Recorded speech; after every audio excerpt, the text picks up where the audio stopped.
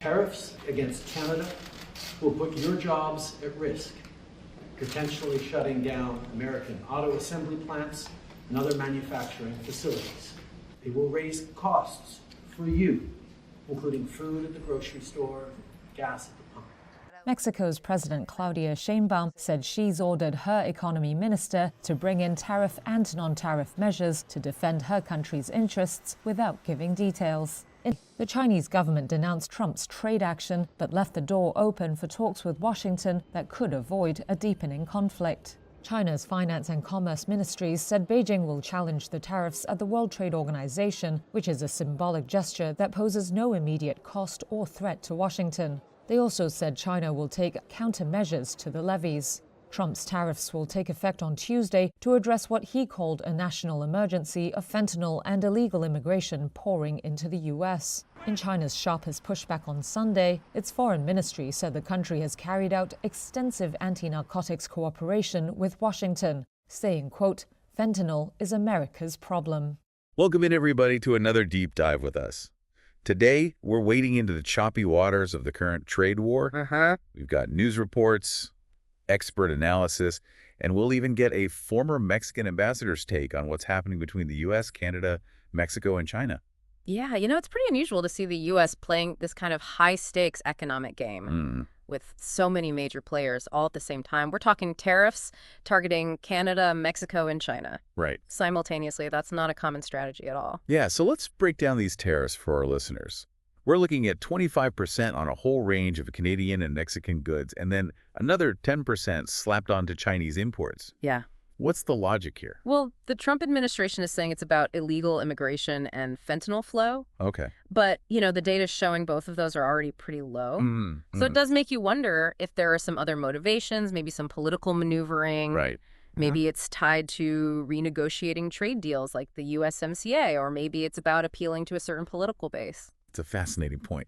So how have Canada and Mexico reacted? They didn't just sit back and take it, did they? Oh, absolutely not. No, their responses have been pretty swift and strategic. Both countries immediately announced retaliatory tariffs, matching the U.S. percentages tit for tat. Wow. So we're talking Canadian rye whiskey going up against Kentucky bourbon. Oh. Florida orange juice facing higher prices up in Canada. Even furniture and appliances getting more expensive across the board.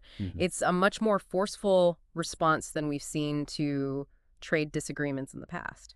Yeah, it really sounds like this could cause economic headaches on all sides. Yeah. And speaking of headaches, what's the former Mexican ambassador's take on all of this? Well, he hasn't held back, let me tell you, but he's calling these tariffs a self-inflicted wound for the U.S. And warning that they could really disrupt these intricate supply chains, the ones that connect these economies so deeply. Right. And he says this could end up costing U.S. households hundreds of dollars. He even suggested that this might be a tactic to force an early renegotiation of that USMCA trade agreement. So we're not just talking about bourbon and orange juice here. Right. There are potentially far-reaching consequences for everyday consumers and businesses. Absolutely. This is starting to feel a lot like a trade war is brewing. Can you tell us what exactly defines a trade war? Well, trade war is basically when countries get into this back and forth escalation of tariffs and other protectionist measures, and it ends up hurting everybody involved. Yeah. It's like a tug of war where everyone ends up falling in the mud. I like that analogy. And based on what we're seeing right now, yeah, I'd say we're witnessing the early stages of a trade war. So we've got tariffs flying back and forth, retaliatory measures coming in hot, and the global economy is bracing for impact. Yeah, it's a lot. It can be tough to really wrap your head around what this means on a personal level, Yeah. Let's say you're a family that enjoys Canadian maple syrup with their Sunday brunch. What does this trade war mean for them? Well, thanks to those tariffs, that delicious maple syrup could end up costing them 25% more. Wow. And that's just one example, The prices of all kinds of goods from all the countries involved could go up. Right. So it hits everything. You're talking your grocery bill, the cost of a new car, everything. Yeah. And that's really just the tip of the iceberg. As these tensions keep rising, you'll see the effects rippling through the whole economy, potentially leading to job losses, slower economic growth, the whole 9 yards. And that's just the U.S. side of things. We can't forget about Canada and Mexico.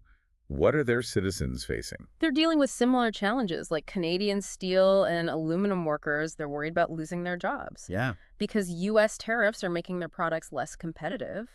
And then you've got Mexican farmers who export avocados to the U.S. Right. They're facing a lot of uncertainty as these tariffs threaten their livelihoods. It's a tough situation all around. It is. It's not just about the economics either. Right. There's a real human cost to these trade wars. It's not just numbers on a spreadsheet. Exactly. It's real people's lives being impacted by these political decisions. That's right. And this is where it gets really interesting, I think. Yeah. Because it forces us to ask some bigger questions. Is this some strategic play by the U.S. with a clear end goal in mind? Right. Or is this impulsive action with potentially disastrous consequences? And what does all of this mean for the future of globalization? That's the big question. It is. Stay with us as we continue our deep dive and explore these questions further. Definitely. Yeah. It's a really complex situation, no easy answers. Right. What's so interesting here is that this trade war, it's not just about economic interests. Yeah. It's tangled up with all these bigger geopolitical dynamics, too. Like the U.S. under the Trump administration, they seem to be moving towards a more protectionist stance, putting their own domestic industries and jobs first, even if it means shaking up these global trade agreements and straining those relationships with longstanding allies. So kind of an America first approach, but it seems like that's creating some friction with key partners like Canada and Mexico. Yeah. And just throwing more fuel on the fire when it comes to China. Definitely, yeah. So how is China responding to all of this? Well, they're taking a multi-pronged approach, I guess you could say. They're using countermeasures, kind of like what they've done in past trade disputes with the U.S., but they're also filing complaints with the World Trade Organization, the WTO. Right. It's a pretty calculated response. Yeah. It looks like they're trying to protect their interests, but also call out the U.S. actions on an international stage. You mentioned the WTO. Can you explain what role they play in all of this? Sure. So the WTO, they set the rules for global trade, kind of act like a referee to make sure everything runs smoothly and fairly. Makes sense. They have this dispute settlement system where countries can challenge each other's trade practices. Interesting. So in this case, China's using that system to argue that these U.S. tariffs are unfair. Right. And that they violate international trade rules. So it's like taking the dispute to court. Yeah, exactly. What are some potential outcomes of these complaints? Well, if the WTO sides with China, the U.S. would be under a lot of pressure to remove those tariffs. Or they could face retaliatory measures from other WTO members. But here's the thing. The WTO doesn't actually have any enforcement mechanisms of its own. Right. So they rely on countries to actually comply with their rulings. So it all comes down to whether countries are willing to cooperate and play by the rules. Pretty much, yeah. Which, might be a challenge in this current climate of all this tension. Yeah, for sure. This trade war is happening at a time when the global economic landscape is changing. Right. Some people are saying we're seeing a retreat from globalization. Yeah. What are your thoughts on that? I think there's no doubt that the rise of populism and nationalism in so many parts of the world, it's definitely leading to a reassessment of globalization.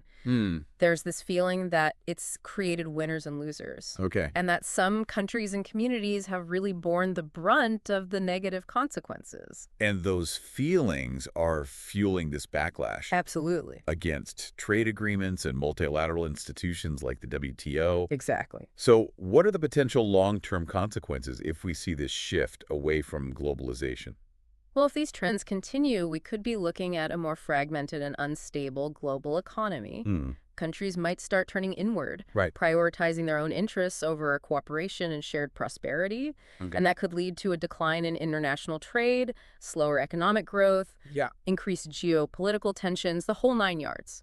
It's a pretty sobering thought. It is. But I think it also highlights how important dialogue is. For sure. Finding ways to bridge these divides that are emerging between nations. Yeah.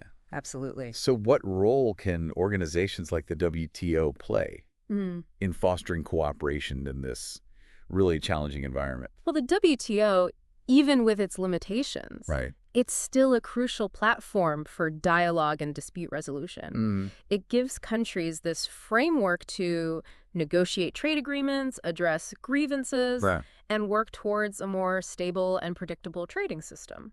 So even in the middle of this trade war, Yeah, there's still hope for finding common ground absolutely. and working towards a more cooperative future. Oh, yeah, definitely. History has shown us that even when things are really tense and there's a lot of disagreement, Right. diplomacy and dialogue can win out. Yeah. It just takes a willingness to listen, to compromise, and to recognize that we're all interconnected. Absolutely. We all share a common interest in a thriving global economy. That brings us back to the human element of all of this. Yeah. It's easy to get caught up in the abstract, tariffs, trade agreements, but we can't forget that real people's lives are being affected by these decisions. For sure. What are some of the human stories that are emerging from this trade war? Well, we're hearing from soybean farmers in the American Midwest. Okay. They're struggling to stay afloat Yeah. because those Chinese tariffs have just decimated their export markets. And what about on the other side of the Pacific? Yeah. How are Chinese businesses and consumers being impacted? They're facing their own challenges. U.S. tariffs on Chinese goods, they've led to higher prices for consumers over there. Right. So they're having to change their spending habits. And Chinese businesses that rely on imported components from the U.S., Yeah. they're dealing with increased costs and all these supply chain disruptions. So this trade war is having this ripple effect across borders. Yeah, definitely. Touching the lives of so many individuals and communities. It is. It's a real reminder that these economic policies have very real human consequences. Absolutely. It underscores how important it is to find solutions Yeah. that promote fairness, shared prosperity, Right. and a more sustainable and equitable global trading system. Couldn't agree more. And now let's delve into what the potential endgame of these trade wars might be. Okay. What are some of the scenarios that could unfold? All right, so we've dug into the causes and the fallout from this trade war. But the big question is, where do we go from here? Right. What are some of the ways this could all play out? Well, it's kind of like trying to predict the weather. Okay. There are so many factors at play, but yeah, we can look at a few potential outcomes. Okay, great. One scenario, we could see this thing escalate even further, Okay. leading to a full-blown global trade war. Ooh, well, that sounds bad. Yeah, you'd see tariffs going up even higher. Right. Countries digging in their heels, refusing to budge, and that economic damage, it would become much more widespread. So what would that look like for everyday people? Well, you could see a global recession, Wow. massive job losses across the board. Right. A decline in international trade, supply chains all messed up, Yeah. businesses struggling to adapt, consumer prices going through the roof. Oof. So not a good scenario. No, not at all. It's a lose-lose for everyone. Let's hope it doesn't come to that. Are there other possibilities? Yeah, there's always the chance of a negotiated settlement. You know, everyone steps back from the brink, comes back to the table, and hammers out a compromise. I like the sound of that. Yeah, they could agree to reduce or even get rid of the tariffs. Maybe address some of those trade imbalances we talked about. Right. Work towards a more stable relationship that benefits everyone involved. So what would it take to get to that kind of resolution? Well, you need political will from all sides. Okay. Some skillful diplomacy. Right. And a real understanding that cooperation is in everyone's best interest. Yeah. It might take some concessions, some creative solutions, Wow. something to address the core issues driving this whole thing in the first place. So it's not just about winning or losing. Right. It's about finding a way forward that works for everyone. Exactly. Trade should be a win-win, Makes sense. not this zero-sum game where someone has to lose. Absolutely. All right, let's toss out one more possibility. Okay. What if these regional trade blocs start to become more important? Ooh, interesting. What do you think? That's a real possibility. Yeah. If these tensions stick around, Right. you could see a shift towards regionalization. Okay. Countries forming new trade blocs with partners who share their views, creating these regional economic ecosystems that are less reliant on global trade. So kind of like banding together for protection. Exactly. And it could open up some new opportunities for growth and cooperation within those regions. Okay. But it could also make the global economy even more fragmented, Right. potentially even create new geopolitical rivalries.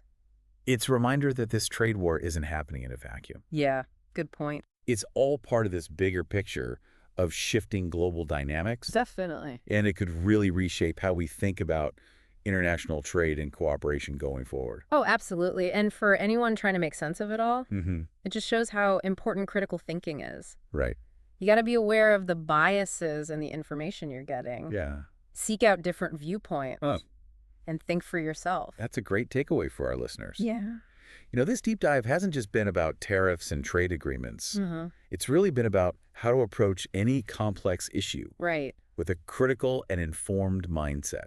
Couldn't have said it better myself. So ultimately, that's how we build a more informed and engaged public. Definitely. A public that's equipped to deal with all the complexities of this interconnected world we live in. Absolutely.